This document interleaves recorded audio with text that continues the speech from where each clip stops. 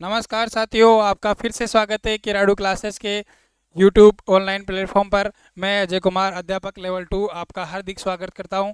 तो अपन ने जिस तरीके से मनोविज्ञान की क्लासेस शुरू की है और जिस तरीके से आपका रिस्पांस मेरे को मिल रहा है, मेरे को बहुत ही ज़्यादा उत्साहित कर रहा है। और मैं बहुत ही और भी ज़्यादा मेहनत से आपके लिए अच्छा कंटेंट, अच्छे क्वेश्चन हैं वो तैयार कर रहा हूँ। ठीक है, जल्दी आपको क्वेश्चनों की टेस्ट सीरीज श्रृंखला भी इस जो किराडू क्लासेस के ऐप है उसमें आपको देखने को मिलेगी। और जो जो उसमें जैसा कि आप समझते हो कि सारा जो सिस्टम लगा हुआ है उसका भी थोड़ा बहुत होता ही है मेंटेनेंस। तो आपको फिर भी आपको बिल्कुल कम जो रेट है, बिल्कुल जो कम है वो है ना, उस पर आपको जो टेस्ट सीरीज है वो अवेलेबल रहेगी। बहुत ही मिनिमम चार्ज, ऐसे समझ लो केवल जो कोर्स चार्ज है ना, जो अपना जो सिस्टम है ये सारा, इसका केवल कोर्स चार्ज है उस पर मिलेगी। और जो कंटेंट है आपको इतना बढ़िया मिलेगा कि जो मैं मेरे खुद के तैयार किए गए क्वेश्चन होंगे जो आपको जल्दी उस पर किस पे टेस्ट सीरीज के माध्यम से मिलेंगे। ठीक है दोस्तों, थोड़ा सा क्या है, समय की जो अभी व्यस्तता है वो थोड़ी सी इस तरीके से है कि विज्ञान की क्लास है वो अभी तक शुरू नहीं हो पाई है, लेकिन मैं शीघ्र ही प्रयास करूंगा कि मनोविज्ञान के साथ साथ आपको विज्ञान की जो क्लास है रीट लेवल 2 के लिए वो भी आपको ज़रूर मिले। तो ठीक है दोस्तों, अपन आगे शुरू करते हैं कि कल तक की क्लास में अपन ने विकास की जो विभिन्न आयाम, विकास के जो हाँ, जो विभिन्न सामाजिक और भौतिक जो आयाम थे उनके बारे में चर्चा की थी। और विकास की अवस्थाओं के बारे में अपन ने शुरुआत कर दी थी। पहली अवस्था होती है प्रसव पूर्व अवस्था, गर्भधारण की अवस्था होती है। तो उसको प्रभावित करने वाले कारक कौन कौन से थे? माता की आयु, पिता की आयु, ठीक है, और उसको प्रदान करने वाले पोषक आहार, और माता की सांवेगी स्थिति होती है। ठीक है दोस्तों, और आगे अपन इसको शुरुआत करते हैं। ठीक है, देखिए दोस्तों, तो अगर माता को, जैसे मान लो गर्भावस्था में माता को अगर कोई रोग हो जाता है, कौन सा? जैसे कोई माता को कोई रोग हो जाता है, जैसे एक रूबेला, कौन सा एक रोग होता है? रूबेला। ठीक है, मीजल्स जिसे बोलते हैं अपन, मीजल्स खसरे के जैसा ही होता है। ठीक है, अगर ये माता को अगर ये रोग हो जाता है ना, तो ये डेफिनेटली बच्चे को भी ये रोग होगा ही होगा। जो गर्भस्थ शिशु है उसको भी ये रोग डेफिनेटली होगा ही होगा। और एक बहुत ही भयानक रोग HIV, जिसके बारे में आप अच्छी तरीके से वाकिफ है। अगर गर्भावस्था में माता को ये रोग हो जाता है तो बच्चा तो HIV पॉजिटिव ही पैदा होगा, और उसके जीने के चांस बहुत कम है, क्योंकि HIV का जो अभी तक है जो दवाइयाँ इतनी विकसित नहीं हुई है। हालांकि इसकी वैक्सीन पर भी जो है चर्चा कर रही है। कभी जब विज्ञान का अपन चैप्टर पढ़ेंगे ना रोगों से संबंधित, तब इसके बारे में अपन विस्तृत चर्चा करेंगे।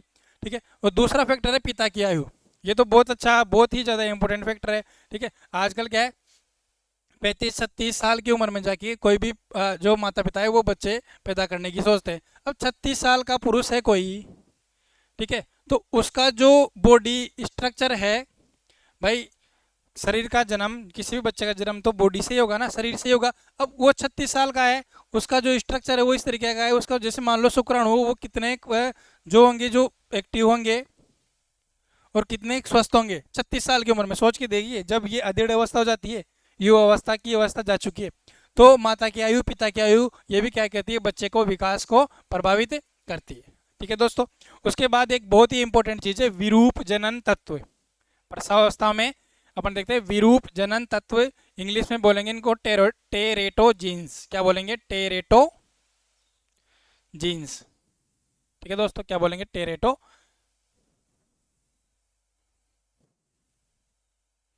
जीन्स।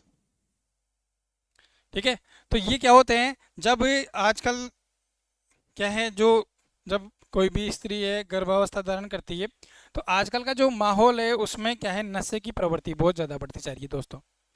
पुरुषों के साथ साथ महिलाएं भी इस काम में पीछे नहीं है। जबकि जो शहर है उनमें तो बहुत ज़्यादा हालत ख़राब है।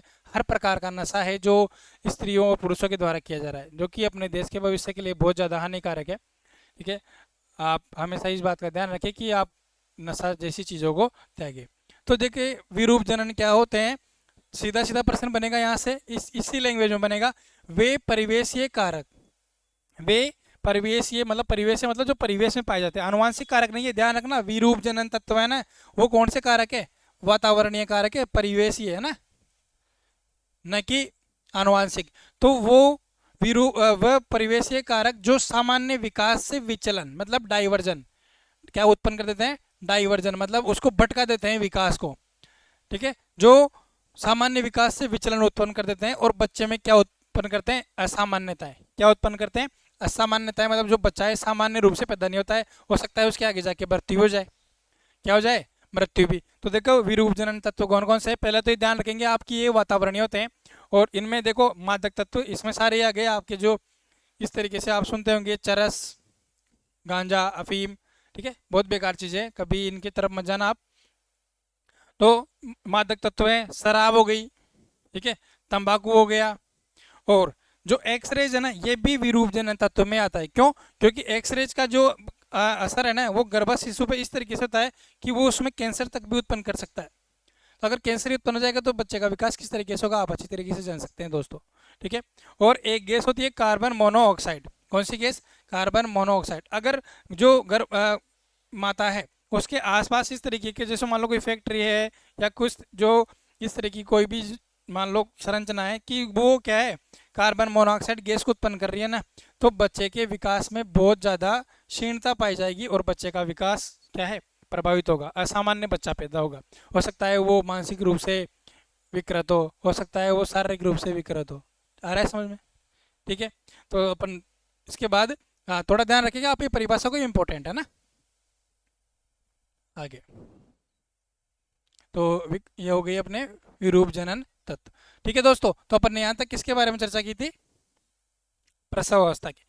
तो प्रसव अवस्था गर्भधारण से कहाँ तक, जन्म तक। उसके बाद अपन शुरू करते हैं शैशवावस्था। इसका आप कालक्रम ध्यान रखेंगे ताकि आपको थोड़ा सा ध्यान रहे। तो कहाँ तक, जन्म से 2 वर्ष, ठीक है। अब थोड़े से जो एक दो फैक्ट्स है वो आप ध्यान रखेंगे। वो फैक्ट्स क्या है, सीधे सीधे परीक्षा में देखने में आपको जरूर मिलेंगे, क्योंकि आप बहुत सारी आप किताबें देखोगे ना तो इतनी मोटी मोटी आपको मिलेगी किताबें, लेकिन क्वेश्चन कहाँ मिलेंगे, क्वेश्चन तो यही से मिलेंगे। आई बात समझ में। तो बच्चा जब जन्म हो गया उसका, ठीक है, अब जन्म से जो 2 वर्ष की अवस्था है वो उसकी शैशवावस्था है, जिसे अपन बोलते हैं शिशु, जिसे बोलते हैं ना अपन शिशु, ठीक है। तो वो कब से कब तक होती है, जन्म से 2 वर्ष की। परीक्षा में सीधे सीधे प्रश्न पड़ेगा, बनेगा क्या बनेगा कि बच्चा किस आयु में ध्वनि की दिशा को पहचान सकता है कि किस दिशा से ध्वनि आ रही है, ठीक है, किस दिशा से ध्वनि आ रही है, ठीक है। तो प्रथम सप्ताह होता है ना बच्चे के विकास का, जब बच्चा 1 सप्ताह का हो जाता है ना, तो ये पहचान पाता है कि